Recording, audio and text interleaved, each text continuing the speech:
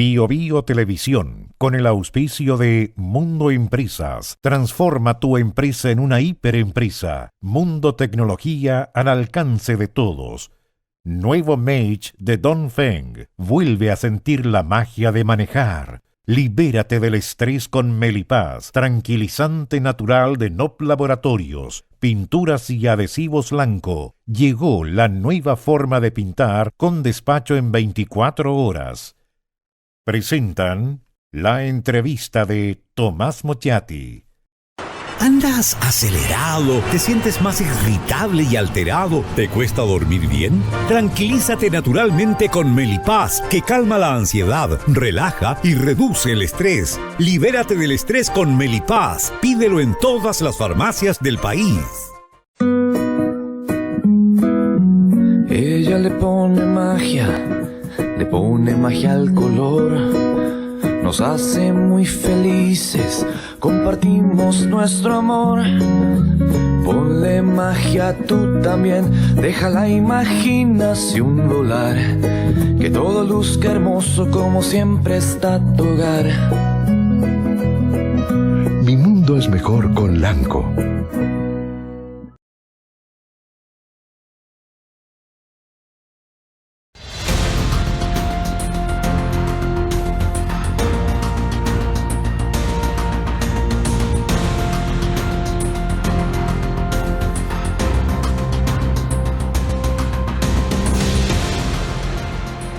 Vamos a hablar de impuestos y de las finanzas públicas con alguien que sabe todo esto, porque fue director del Servicio de Impuestos Internos, es profesor de Derecho Económico, Derecho Tributario además, de la Facultad de Derecho de la Universidad de Chile, socio de Bofil, Escobar, Abogados.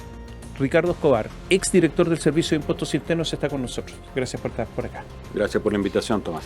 Oye, a ver, yo voy a hacer algunas preguntas rápidas para partir. ¿Cuánto es la carga tributaria de Chile personal? ¿Cuánto paga una persona? Yo sé que es distinto de acuerdo a los ingresos, pero en promedio todos los impuestos. ¿Cuánto puede pagar una persona de sus ingresos? Es difícil decirlo para todos. Lo que hay por eso, déjame explicar la respuesta a eso. Para que tengas una idea, hoy día hay 11 millones de contribuyentes, ¿ya? Personas naturales. De esos 11 millones de personas, más o menos, hay 7.000 personas que están en la tasa máxima del impuesto. O sea, el 0,01% pagan la máxima de impuestos. Algo así como 70.000 personas pagan la siguiente. ¿Qué significa esto? Para ponerlo en números, para que los televidentes entiendan o los auditores entiendan de lo que estamos hablando. La tasa máxima de impuestos en Chile se empieza a pagar más o menos cuando uno tiene una renta superior a los 20 millones de pesos mensuales, o sea, unos 240 millones de pesos al año, ¿ya? La gente que en Chile declara eso son 7.000 personas, más o menos. El siguiente grupo son los que ganan 10 millones de pesos mensuales, o sea, unos 120 millones de pesos. Esos son 70.000 personas, más o menos. O sea, ese es el total de la gente. De ahí para abajo, los saltos son gigantescos. De los 11 millones de personas, los 10 millones de personas, los 10 primeros millones de personas son 8 millones que no pagan nada, porque están en el tramo exento. O sea, prácticamente el 70 y tantos % de la población está exenta de impuestos en Chile. Los siguientes 2 millones de personas pagan el mínimo, que es un 4%. Entonces, por eso te digo, cuando tú dices cuánto pagan en promedio, dada esta disparidad, el promedio no tiene ningún sentido. Lo que pasa es que las personas que ganan poco gastan casi todo en IVA. Eso es. Y ahí están en el 19. Y ahí están en el 19. Por claro. Eso te digo, entonces eso es distinto. Ahora, ahí pasa otro truco también, que precisamente por esta disparidad de ingresos, porque el problema de Chile es la disparidad de ingresos y eso tiene que ver con la productividad de la gente, que es el gran problema de Chile. Siempre se habla de eso, de que la gente más pobre gasta todo y todo lo que paga, salvo el transporte público, todo lleva IVA, la electricidad, el teléfono, el pan, el café, el agua, el té. Todo lleva IVA y por lo tanto pagan un 19%. Y como todo lo consumen, efectivamente pagan un 19%. Pero su consumo es muy chico, porque tienen una renta muy chica. El sector alto, los que tienen este otro consumo, estas rentas altas, consumen una brutalidad más. Entonces es bien interesante, si tú miras los números, los dos segmentos más altos, o sea, estas 70.000 personas que más ganan en Chile, el impuesto a la renta que ellos pagan combinado es más alto que el de todos los demás. O sea, ese pequeño grupo de 70.000 personas pagan ya más paga que todos los demás. Que todos los otros 11 millones de personas. O sea, hay 11 millones de personas que todas juntas no pagan lo que pagan estas 70.000. Hago preguntas rápidas. La OCDE ha dicho que hay que ampliar la cantidad de personas que pagan impuestos personales en Chile. Exactamente, eso corresponde a lo que acabo de decir. Por eso digo. Eso es, exactamente ese es el punto, porque si tú te das cuenta que 10 millones de personas prácticamente no pagan nada en un país donde hay 11, tu problema es ese. El problema que tenemos hoy día en Chile, que nadie lo enfrenta y seguimos diciendo que los impuestos los tienen que pagar los más ricos y que de ahí va a venir más plata, es una mentira. Llevamos años contándonos ese cuento, suponiendo que van a llegar esos impuestos, que no llegan, por supuesto, y lo que ocurre a continuación es que seguimos gastando y terminamos endeudados. Esa ha sido la tónica por 15 años ya. Otra pregunta rápida. ¿La reforma previsional es un impuesto? Parte de ella Un impuesto encubierto, a eso me refiero. Sí, por supuesto. Parte de ella, desde luego, la parte que va a esta especie de fondo común donde simplemente hay una contribución, la parte que no es préstamo, es un impuesto, sin lugar a duda. O sea, ¿esta fue una reforma tributaria encubierta? Encubierta, desde luego. Esa parte, esa contribución que extra, que no me acuerdo cuánto es, creo que un 1,5%. 1,5%. O algo así, sí. Creo que era. Ese es un impuesto, sin duda. Porque ¿Y por qué nadie dice la verdad? Porque políticamente es incorrecto, pero dentro de todo ha sido la manera de ponerle un 1,5% de impuesto a varios millones de personas que son trabajadores que de lo contrario no lo habrían pasado jamás ese impuesto. ¿Hay una creciente evasión del IVA? Ha habido una creciente evasión del IVA, sí. O sea, depende de cuáles son los tramos que tú miras. En la época que yo era director de impuestos internos se logró el mínimo de evasión histórico que hubo en IVA, el 2007. Vino la recesión económica ese año, el 2008, y rebotó y empezó a aumentar. Y desde ahí se mantuvo alta y nunca ha llegado a los niveles que tuvimos en esa época, que fue lejos de mayor recaudación de IVA que hubo. Y eso tiene que ver con muchos temas, pero el principal hoy día es la informalidad. O sea, cuando la economía se mueve a la informalidad, la gente queda sin trabajo, se pone a vender sopaipillas en la calle, se acabó el IVA nomás. No hay nada que hacer ahí. Ahora exigen el Servicio de Impuestos Internos la entrega de la boleta física, sí, aunque sea electrónica, digamos, ese tipo de boleta, o enviar la boleta, si no la entrega en ese momento, mediante correo electrónico o algún medio. Sí. Esto ha provocado todo un remesón. Claro, lo que pasa ahí yo no estoy muy seguro cuáles son las razones precisas, pero la implementación de ese tipo de medidas no son muy efectivas, creo, porque en los comercios pequeños ese tipo de cosas son difíciles. Claro, cuando uno va a las grandes multitiendas, que uno entra y te dicen, deme el RUT, y uno le da el RUT, y aparece que ahí está el correo electrónico, el teléfono y todo, etcétera, porque ya los tienen en sus gigantescas bases de datos. Mandar una boleta electrónica por correo no es problema, sale sola. Aun cuando haya que meter algún trabajo de software o de programación, pero bueno, esas empresas pueden tener los recursos para hacer eso. Cuando una empresa chica tiene ese problema, no es lo mismo, ellos no tienen sistemas. Con suerte tienen un contador que una vez al mes les hace las cosas. Entonces, el acceso no es tan fácil y yo creo que ahí tenemos un problema que es, y sigue siendo, y esto ha sido siempre en impuestos internos un problema. En la época que estaba yo, hoy día no ha habido, hay mejoras, pero de repente hay retrocesos, que es ignorar las limitaciones que tienen las empresas más pequeñas. Para cobrar impuestos hay que tener autoridad, y autoridad moral también, pues, si es parte del trabajo de los demás que se le pide que contribuyan, en el fondo eso es. Cuando la gente ve todo ese comercio informal, toda esta actividad informal que hay, la cantidad de personas que trabajan informalmente, que llegan prácticamente al 26-27% de la fuerza laboral, hay una sensación como de injusticia que el Servicio de Impuestos no se preocupa de ellos, se preocupan de los que están en el sistema y cumplen. Claro, este es como el dicho ese del cura que reta a los que van a misa. El problema de la informalidad es extremadamente grave porque lo que produce es un círculo vicioso que aumenta el problema, es como un hoyo negro que va creciendo. Uno de los factores que incide en que la gente quiera cumplir y sea proclive a cumplir con el pago de sus impuestos es que perciba que el cobro es justo. O sea, lo pago yo y lo paga mi vecino. ¿ya? Yo me dedico a hacer pan y pago impuestos. El señor del lado vende carne, paga su impuesto. Si yo vendiendo pan pago impuestos, pero el señor del lado vendiendo carne no lo paga, me dan unas ganas de no pagar impuestos por la venta de pan.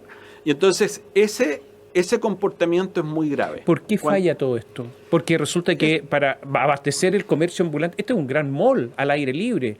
Hay camiones, hay bodegas, hay importaciones subrepticias, hay todo. ¿Cómo es posible? Porque resulta que hay el trabajo dentro del Estado es en silos jurídicos y silos operativos. Jurídicos porque, como tú sabes, abogado, en Chile las cosas se pueden hacer dentro de lo que la ley dice. Entonces a impuestos internos le corresponde hacer tal cosa, a la policía le corresponde hacer tal cosa, a la municipalidad le corresponde hacer otra. Juntarse los tres y hacer algo en conjunto no es fácil. Además, no hay incentivos para que lo hagan tampoco, porque no se les mide por eso. Entonces, es bien absurdo. Tanto el sistema presupuestario, la manera en cómo son remunerados, no tienen que ver con que sean más efectivos en su gestión. Entonces, que es uno de los grandes temas, y el gran tema de la modernización de Chile es que tenemos un estatuto administrativo totalmente obsoleto, y además tenemos sistemas jurídicos que son el régimen de las municipalidades, el régimen de las Fuerzas Armadas y de Seguridad, Carabineros, y el régimen de los empleados públicos comunes y corrientes, impuestos internos, que están totalmente desconectados. Entonces, no hay una gestión posible, fácil. Entonces, depende mucho, las herramientas están, cuando uno lo quiere se puede, pero depende mucho de los liderazgos. O sea, si tú te encuentras con un director de Carabineros, un director de impuestos internos y un alcalde que quieren hacer las cosas, se puede, pero tienes que juntar a esas personas. Oye, no siempre coinciden. Oye, hay un impuesto al patrimonio que son el impuesto territorial, famosas contribuciones. Sí. Están todos espantados. Porque dicen que aquí hay un hoyo negro, que dicen que es arbitrario, que no, como no es sobre una base imponible, sino sobre la tasación que hace el servicio, y por lo tanto el servicio tasa y cobra, pero no es sobre los ingresos, porque es un impuesto al patrimonio, y resulta que en muchos lugares han subido enormemente las contribuciones, hay gente que no las puede pagar y es su bien, entonces resulta que están siendo personas expulsadas incluso de sus viviendas. Sí. Y resulta que viene una nueva tasación el próximo año. Y resulta que en ciudades, en los centros de las ciudades que han sido destruidos después del 2019, suben las contribuciones. Uno dice, pero si esto vale menos. Claro. Y es como pellizcar un vidrio impuestos internos. Sí, claro. Lo que ocurre, y probablemente ese es el impuesto más opaco que existe hoy día en Chile. Opaco. Sí, por lo siguiente. Porque es un impuesto... Es el único impuesto que no lo declara el contribuyente. No sé si te has fijado en eso, pero es el impuesto que es calculado, la base imponible, la calcula el Servicio de Impuestos Internos. Eso es lo que está diciendo, Lo sé, pero lo que quiero decir es, ¿cómo funcionan todos los demás impuestos? Es que esto es importante, porque antes, ¿cómo funcionaba el sistema antes, hasta el año 70 y algo? Uno mandaba impuestos internos, y esto pasa así aún en muchos países, Uno mandaba impuestos internos su balance, el Servicio de Impuestos Internos te manda de vuelta la liquidación diciéndote ellos cuántos impuestos tienes que pagar. ¿Ya? Esa era la fórmula antigua de hacer las cosas. Y eso cambió. En algún minuto la fórmula fue, ¿sabe qué más? Usted tiene la responsabilidad de declarar su impuesto. O sea, yo creo que este es un impuesto que podría ser modernizado perfectamente, donde uno pero es un cambio importante, este es un cambio radical. O sea, si hay alguien que está pensando, alguno de los candidatos a presidente de los que están surgiendo en estos días como callampas en nuestro país, un impuesto que podrían considerar reemplazarlo por algo mucho más efectivo y más justo, es que esto pase a ser declarado, que uno declare su impuesto, con incentivos para que se declare lo correcto, desde luego. Y otra cosa es que además uno de ahí decida que de respecto de la base que uno declara va a considerar el 20% de descuento o alguna cosa para que no sea una cuestión brutal, puede ser, pero este es un impuesto que hay que rediseñarlo. Lo lógico es que este sea un impuesto que se declare por las personas y se revisite por impuestos internos y se revise la declaración. Es mucho más fácil. El costo para el servicio de administrar esta cuestión es enorme. Estamos hablando de millones de propiedades a las que hay que calcularle cuánto valen. Y no hay manera de hacer eso de una manera precisa. O sea, siempre va a haber alguien cuyo departamento quedó mirando hacia un basurero y que vale menos que el departamento que para el otro lado mira para una playa. Y el Servicio de Impuestos Internos no ve las vistas. ¿Me explico? Entonces, el costo de administración de ese impuesto y la posibilidad de hacerlo bien, o sea, lo que hace hoy día Impuestos Internos es una maravilla, digamos, porque logra conseguir una cantidad de información, procesarla y más o menos tirar un numerito. Pero en un país donde la economía está detenida, donde no hay rendimiento tributario, el único que sube son las contribuciones. Uno dice, bueno, pero lo están estrujando. Porque está anclado a unas variables que van por otro lado. Y por eso digo que me parece que una manera de hacer esto de un modo mucho más racional es cambiar el sistema. Aquí hay que cambiarse a un sistema de declaración. Oye, rápidamente una pregunta. ¿Cómo es posible que los autos, en la medida que se van envejeciendo, bajan de valor? Salvo por servicios de impuestos internos que suben. Claro. Entonces se están pagando los permisos de circulación, pero uno dice, esta gente en qué mundo vendo vive. al precio que me dice que tengo, a la avalúo que lo tengo. Pero ¿qué les pasa? De nuevo, ahí pasan cosas extrañas. Por ejemplo, esa es una gran disputa que tuve en algún minuto. Por lo mismo, uno compra un auto nuevo y curiosamente paga menos patente que al año siguiente. Y la razón que hay detrás de eso, vas a saber tú, es porque te dicen que en la factura inicial, cuando pagaste el precio, parte del precio era IVA. Y entonces eso se descuenta en el valor del primer año. Entonces, pero para el año siguiente, si lo quieres vender, obviamente el auto no ha bajado un 19% en un año, digamos, o no necesariamente. Y por lo tanto, no obstante haber sido usado un año, el auto sigue valiendo mucho. Son cosas que tienen que ver con esas tasaciones. Las tasaciones, por definición, son un problema. O sea, cada vez que hay un impuesto que está basado en una tasación, y son millones de tasaciones que hay que hacer, va a haber problemas. Esos sistemas hay que ir tratando de cambiarlos. Oye, vamos a hacer un pequeño alto, te voy a dejar preguntas planteadas de cosas que uno no entiende. Se habla tanto de, y aquí está el Servicio de Impuestos Internos en primer lugar, pues. Ingresos permanentes para gastos permanentes. Entonces, Impuestos Internos tiene que recaudar porque si no se abre el hoyo tremendo. Y resulta que en los últimos tiempos, y para qué decir, en los últimos meses, el hoyo financiero que se ha abierto para el Estado ha sido gigantesco. Te dejo la pregunta planteada, ¿quién es el que falla aquí? Impuestos Internos, falla la recaudación, fallan los que calcularon, ¿por qué el manotazo a la Corfo? Volvemos en un instante.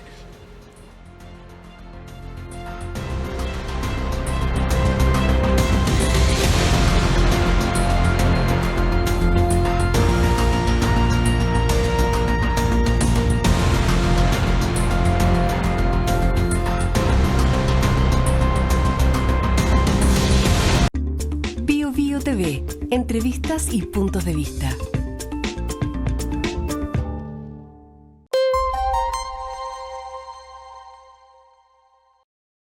¿Andas acelerado? ¿Te sientes más irritable y alterado? ¿Te cuesta dormir bien? Tranquilízate naturalmente con Melipaz, que calma la ansiedad, relaja y reduce el estrés. Libérate del estrés con Melipaz. Pídelo en todas las farmacias del país. Ella le pone magia al color, nos hace muy felices, compartimos nuestro amor. Ponle magia tú también, deja la imaginación volar, que todo luzca hermoso como siempre está tu hogar. Mi mundo es mejor con Lanco.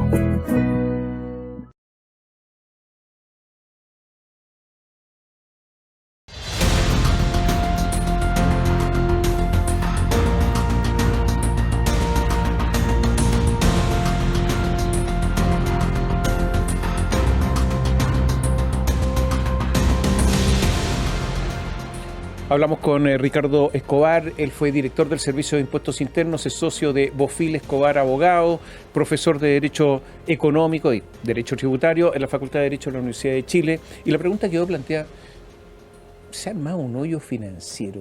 El aumento de la deuda pública es impactante. El próximo gobierno no va a poder pagar los vencimientos de la deuda.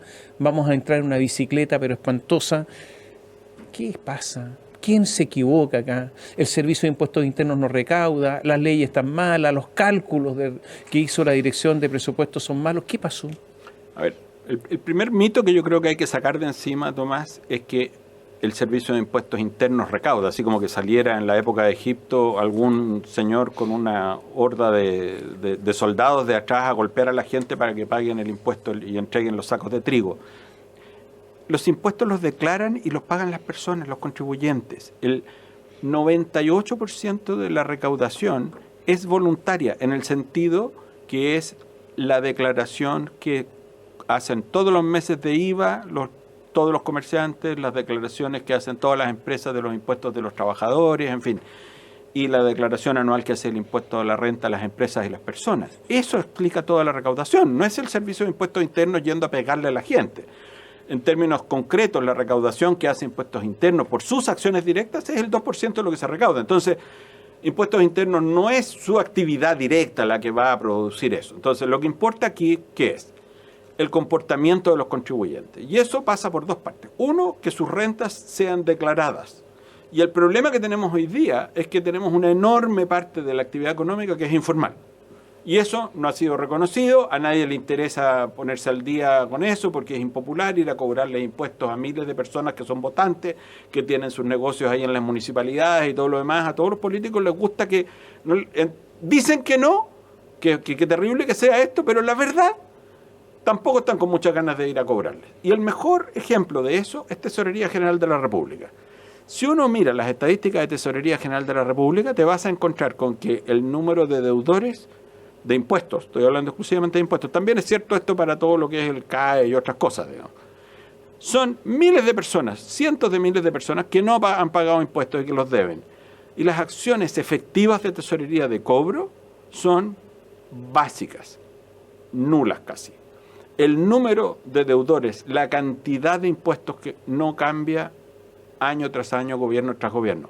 ¿Por qué? Porque de verdad, esa es mi lectura después a esta altura ya de 20 años de haber pasado por ahí, mi lectura es que nadie tiene interés en ir a cobrarle a cientos de miles de personas porque el que lo haga se va a ganar los votos en contra. Entonces, hay una hipocresía en esto que es muy jodida, porque eso hace que la sensación que uno tiene, en el ejemplo que ponía antes, que si yo vendo pan y yo pago impuestos y el del lado vende carne, yo le decía, no, la tentación sea, y ha ido ocurriendo, a que cada vez más gente esté moviéndose hacia a no pagar. Pero algo ha pasado que se calcula mal. Se dijeron, mira, vamos... Es el segundo problema. Porque vamos es el problema grande. Porque ¿cómo es posible que van a decir, bueno, ley de cumplimiento tributario, entonces en una de las partes es repatriación teóricamente, porque no es repatriación tampoco, reconocimiento de capital, de las platas que están afuera. Y resulta que recaudan el 15% de lo que pretendían, y aquí no se va nadie, todos como sangrepato, como se dice en el campo. Sí. O sea, ¿qué pasa con la directora de presupuesto, con Javiera Martínez? ¿Qué pasa con Mario Marcel, que fue director de presupuesto, y no pasa nada? Este gobierno ha llevado probablemente al extremo un fenómeno que viene de antes ya. ¿Cuál? Que es el de los malos cálculos de la dirección de presupuesto y del propio Servicio de Impuestos Internos, que entrega parte de la información también. Pero le falla la calculadora. Es que no pueden equivocarse en un 85%. O sea, después de eso alguien se tiene que ir. Hay voluntarismo. O sea, cuando el problema aquí es que lo que mandan son las decisiones de gasto. Mi impresión, después de haber visto años de gobiernos varios, se toma la decisión de cuánto gastar y en qué gastar primero, y después dice, justifícame cómo lo vamos a financiar, ve tú cómo lo financiamos. Y entonces cuando la cuestión no cuadra, entonces vamos a hacer unas estimaciones de ingresos. Y mágicamente los números calzan. Y con eso hemos terminado... Mienten. O sea, yo creo que...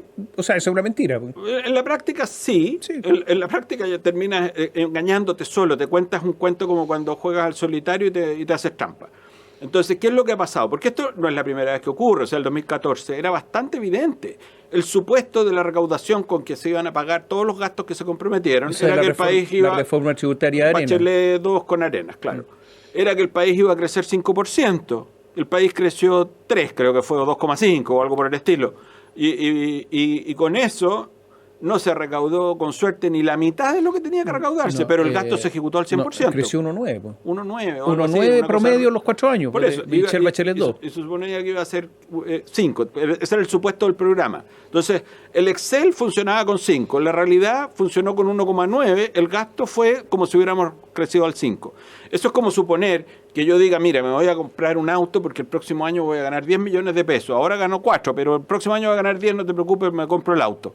Y si el próximo año gano 6, el auto ya me lo compré, pero las cuotas están comprometidas. Ese es el problema que tenemos. Pero Ricardo, a ver, yo he leído cifras, una dice el próximo gobierno le vence deuda por 50.000. He leído otras cifras que son 30.000. De todas maneras, esto es impagable. 30.000 millones de dólares. Sí. La pregunta es, ¿esto está desbocado Porque yo leo una columna que tú escribiste donde dices que en los últimos 3 meses del año pasado aumentó la deuda en $3.000 millones a un ritmo de $1.000 millones mensuales. Sí, es lo que resulta de mirar lo que dice el informe de la DIPRES. ¿Esto está desbocado? O sea, Mario Marcel con Javiera Martínez son responsables de un caballo que no tiene guía. O sea, yo creo, de nuevo, que lamentablemente con el programa de gobierno que venía comprometido el gobierno del presidente Boric, había una cantidad de cosas que eran un montón de promesas incumplibles, pero que sin embargo políticamente se las han querido exigir, se han comprometido a tratar de hacerlas. La plata para eso no está, ni ha estado por mucho tiempo, y el voluntarismo lleva a que las quieran seguir ejecutando. Entonces, la decisión de gastar, hoy día la declaración del presidente que había de que nosotros estamos comprometidos con el gasto social o algo por el estilo que dijo en la mañana. Creo. Algunos dicen que quieren bajar y nosotros estamos comprometidos con el gasto social. Claro, pero eso significa, aplicando matemáticas, digamos, mira, yo voy a gastar aunque no tenga la plata, eso es lo que está diciendo. Entonces, bueno, está bien, esa es una decisión del presidente, él es el que responde cómo administra la cosa, pero eso es como que el dueño de la casa diga, no importa, vamos a hacer la fiesta que sea, pero aquí aun cuando no tengamos la plata. Pero aquí hay unos responsables, que es el ministro de Hacienda y la directora de presupuesto. Sí, pero el que da la instrucción es el presidente. Ya, pero si ellos no están de acuerdo se tendrán que renunciar, irse, y si están de acuerdo son responsables también, ¿no? O sea, desde luego, si la administración es responsable de lo que está, lo que pasa es que la responsabilidad en política se traduce en la próxima votación, digamos, esa es la a menos, claro, que haya ilegalidades o cosas por el estilo, que acá no las hay, en el fondo acá hay un endeudamiento adicional, nomás más allá del que estaba previsto y lo van acumulando. Ya, pero no cumplen con la regla fiscal, no cumplen con la promesa del déficit estructural de 1,1, que va a llegar al 1,6, 1,7, no sé cuánto, 1,8, no cumplen con nada y resulta que le pegan un manotón a la Corfo, que puede ser legal, pero era secreto. ¿Cómo es que en un país 3.500 millones de dólares se traspasen en forma secreta? Porque no era público esto. A ver, ahí yo creo que hay que explicar la situación, ¿ya? Efectivamente, todas estas cosas son legales. ¿Sí? Si fueran ilegales, estarían presos o destituidos, digamos, porque los ministros tienen que actuar de acuerdo a la ley, constitución y la ley. O sea, el desde es que son legales. Bien. Pero ese no es el problema. El problema es, de nuevo, que se comprometieron gastos y se ejecutaron gastos, y cuando los ingresos que se suponía que iban a estar, porque ese es el problema, si al final el problema en todo esto es uno solo, estimaciones de ingresos. Las estimaciones de ingresos se hacen para que calcen con los gastos. Eso es lo que pasa cuando construyen los presupuestos, no con datos duros reales. Entonces, cuando les dicen, oiga, es poco probable que vaya a recaudar esto con el impuesto a las repatriaciones, o no es difícil que vaya a recaudar esto porque no le va a crecer un 8% la recaudación, que creo que era lo que tenía que haber crecido el 2024 para que calzaran los números. Difícil que calce cuando la economía está estancada, las ventas han caído, tenemos, en fin, todas las cosas. No va a crecer ni el IVA ni el impuesto a la renta. Dígame, ¿de dónde va a salir un 8%? Entonces, mágicamente, no obstante que todo el mundo dice es difícil lograr esto, se mantiene la previsión, el gasto se hace y después no calza la plata. Cuando el reportaje ese, ¿qué es lo que muestra? Desesperación por acceder a una plata que estaba. Si, la duda no es si era una plata que estaba o no estaba, no es si es que era ilegal sacarla, es legal sacarla. El problema de verdad es que fue una improvisación. Tuvieron que recurrir a eso porque se encontraron que los ingresos que estaban previstos, que eran los ingresos tributarios, no ocurrieron. Pero además porque se había dicho que era plata del litio, ¿no? Sí, claro. Iba a ser destinado a otra cosa, según había dicho el presidente de la República. Pero además nadie sabía de qué porte iba a ser, porque nadie podía anticipar que el litio, el 2023, iba a tener los precios excepcionales que tuvo. Si aquí, este es el truco político que ha habido en esa discusión. ¿Se sabía que iba a haber plata del litio? Sí. Nadie pensó que iba a ser de ese nivel. Si el precio no hubiera sido ese, el hoyo habría sido de 3.000 millones de dólares. Si hubo una suerte de ese precio que estuviera ahí disponible. Y entonces, ¿qué fue lo que pasó? Que al final se encontraron con que no llegó la otra plata y por suerte apareció este dinero del litio. Y por supuesto, porque los gastos que se comprometieron, que eran sobre la base de esos otros ingresos que iban a ser permanentes y no sé qué, no se dieron. Y resulta que al año siguiente vuelven a dar el mismo paso y dicen, vamos a tener ingresos como si los del año pasado hubieran ocurrido, que no ocurrieron. Que porque la única cosa que ocurrió fue lo excepcional del litio. Vamos a suponer que el litio va a seguir caro. No siguió caro, se vino a la mitad o menos. Resultado, otro hoyo el 2024.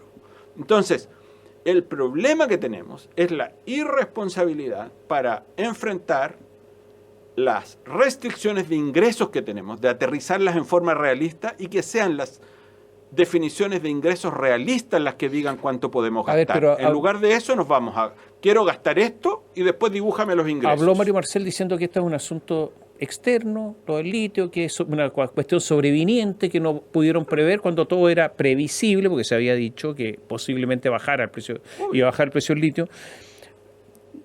Si usted dependiera, ¿echaría a Marcel y a Javier Martínez, ¿no? Y por suerte no soy presidente. ¿Y si fuera?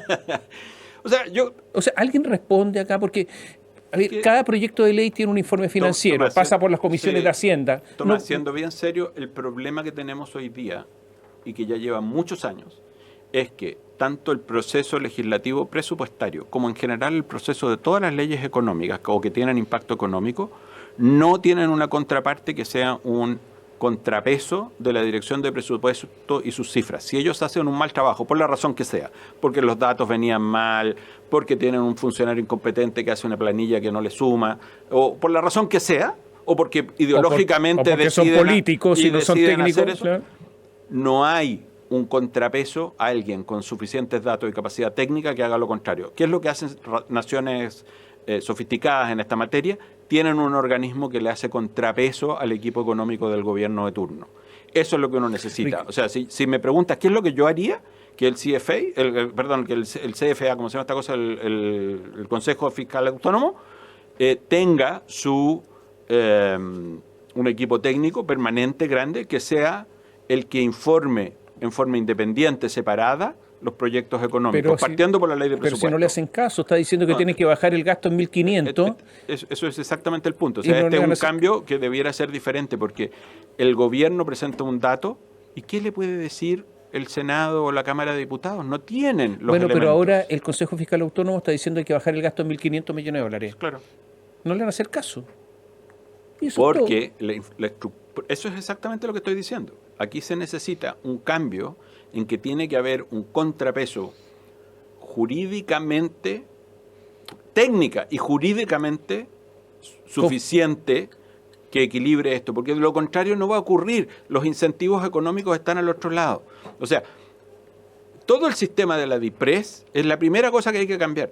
Tú no puedes funcionar en un país en el que, lo que a mí me tocó vivir por lo menos, cuando tú veías el presupuesto del próximo año, la primera vez que me tocó verlo, el 2006, llegó la época de ver estas cosas por ahí por junio, julio, y el subdirector de Administración y Finanzas del servicio, el servicio es una cosa grande, tenía varios millones de dólares, decenas de millones de dólares de presupuesto, 4.000 personas, etcétera, viene a explicarme todo lo que hay y le digo, ya bueno, ¿cómo hacemos más eficiente esto para que rinda más?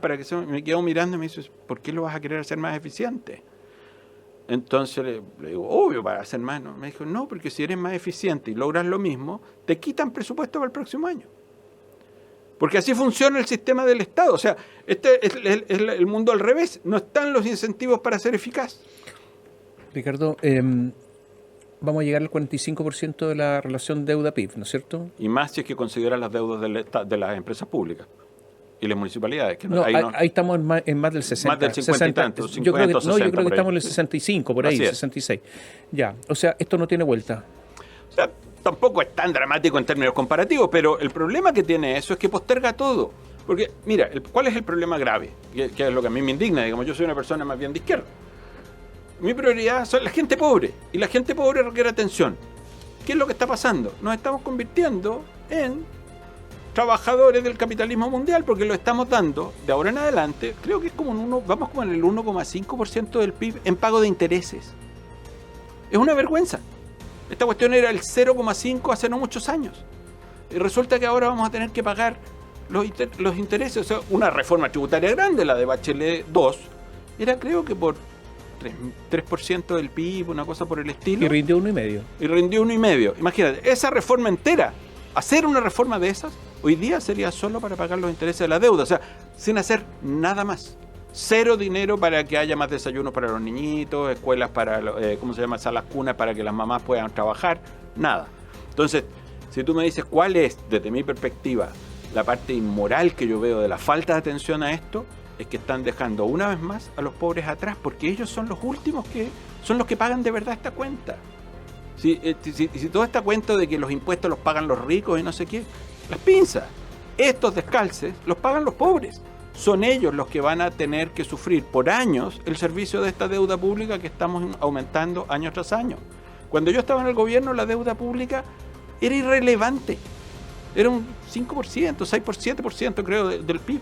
No, estábamos con deuda como Suiza. Y hoy día estamos en el pelotón de la mediocridad, camino a quedarnos ahí por décadas. Y un niño pobre es niño pobre por 4 años. ¿Le diste o no le diste a la cuna? Y después niño pobre por 8 años si le diste educación básica buena o no.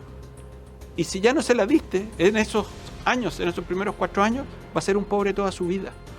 Y ese es nuestro problema. Ese es de verdad el problema de Chile. La inmoralidad de esta manera de administrar es los pobres, que a nadie le importa.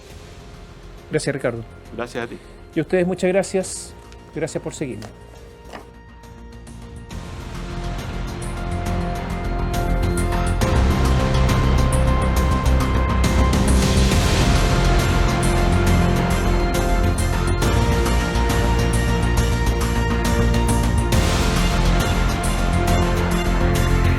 Bio Bio Televisión, con el auspicio de Mundo Empresas, transforma tu empresa en una hiperempresa. Mundo Tecnología al alcance de todos. Nuevo Mage de Dongfeng, vuelve a sentir la magia de manejar. Libérate del estrés con Melipaz, tranquilizante natural de NOP Laboratorios, pinturas y adhesivos blanco. Llegó la nueva forma de pintar con despacho en 24 horas. Presentaron la entrevista de Tomás Mochiati. ¿Andas acelerado? ¿Te sientes más irritable y alterado? ¿Te cuesta dormir bien? Tranquilízate naturalmente con Melipaz, que calma la ansiedad, relaja y reduce el estrés. Libérate del estrés con Melipaz. Pídelo en todas las farmacias del país. Ella le pone magia al color, nos hace muy felices, compartimos nuestro amor. Ponle magia tú también, deja la imaginación volar, que todo luzca hermoso como siempre está tu hogar. Mi mundo es mejor con Lanco.